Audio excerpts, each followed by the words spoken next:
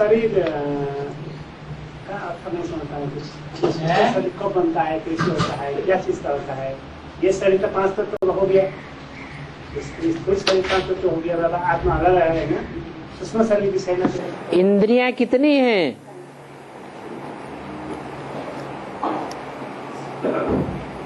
Total इंद्रियां कितनी हैं? 10 इंद्रियां हैं तो, लेकिन वो तो स्थूल हैं, साकार में भी हैं, लेकिन उन इंद्रियों को भी कंट्रोल करने वाला कोई मुखिया है?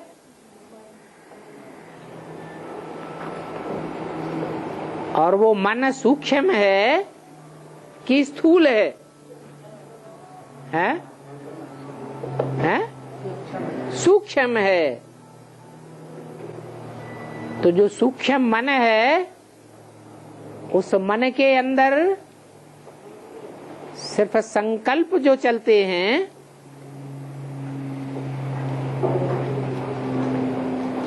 वो संकल्पों की धारा ही सूक्ष्म शरीर का निर्माण करती है।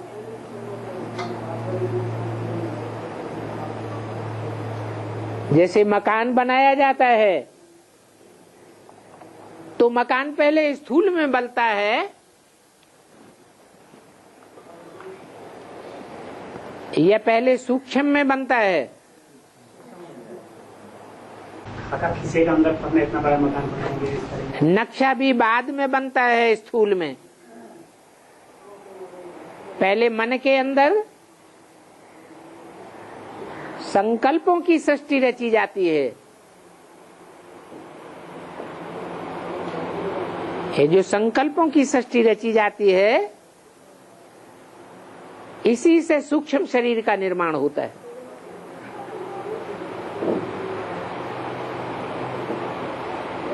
ब्रह्मा द्वारा सूक्ष्म संकल्पों से सृष्टि रची गई, परंतु वो सात्विक सृष्टि रची गई या तामसी सृष्टि रची गई?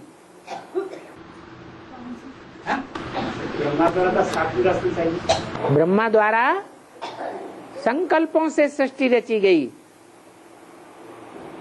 तो कौन सी सृष्टि रची गई? सात्विक सृष्टि रची जाती है।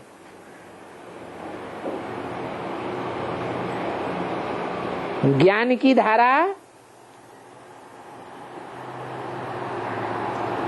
पवित्र ज्ञान से लेकर अपवित्रता की ओर बहती है। पानी ऊपर से नीचे की ओर जाता है या नीचे से ऊपर की ओर जाता है?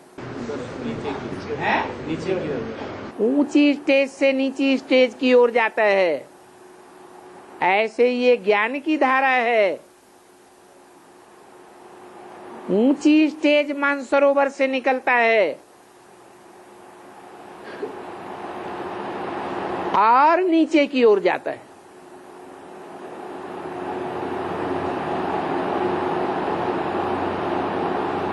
ये ऊपर और नीचे के बीच में भी कोई बिंदु है जो ऊंची सृष्टि और नीची सृष्टि को डिवाइड करने वाला है।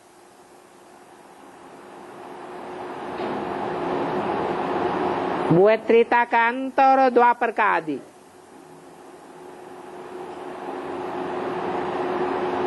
जहां से दुष्ट संकल्पों की वृद्धि होती जाती है, श्रीमत के बरखिलाफ संकल्प बढ़ते जाते हैं और श्रेष्ठ संकल्प, श्रीमत युक्त संकल्प कम होते जाते हैं।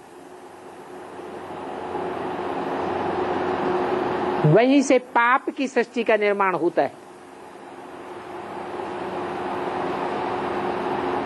देह अहंकार आ जाता है। उस देह अहंकार से ही सूक्ष्म चोले का निर्माण होता है।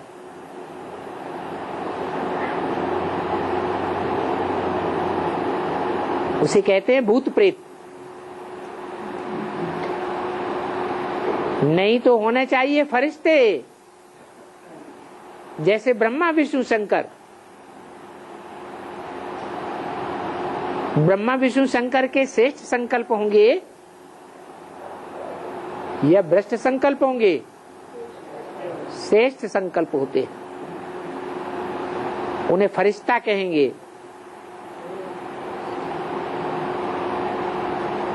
पहले फरिश्ता बनते हैं, फिर देवता बनते हैं। परंतु जो फरिश्ता बन नहीं पाते हैं, भूत प्रेत बनकर रह जाते हैं। उनके फिर सूक्ष्म शरीर का निर्माण होता है, क्योंकि देह अहंकार के कारण पाप कर्म ज्यादा करते हैं, तो सूक्ष्म देह का निर्माण हो जाता है।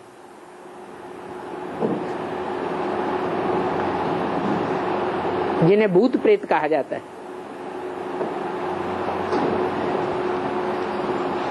द्वापर युग से ये भूत प्रेतों की दुनिया शुरू होती है। ये द्वैतवादी युग है। देवताएं अद्वैत होते हैं,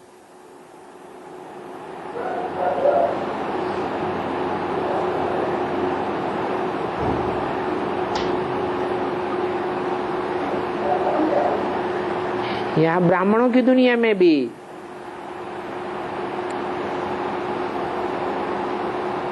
दो प्रकार के ब्राह्मण हैं।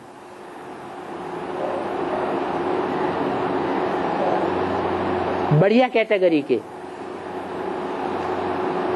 सूर्यवंशी और चंद्रवंशी।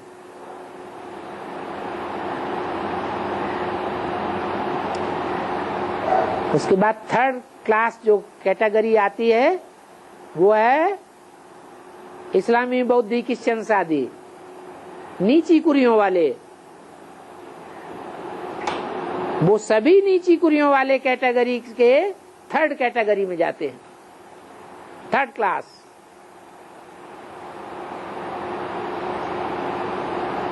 वो सब श्रीमत की बरखिलाफी करने वाले हैं, स्वचिंतन से परचिंतन की ओर जाने वाले हैं। स्वचिंतन में टिकना जैसे होता ही नहीं।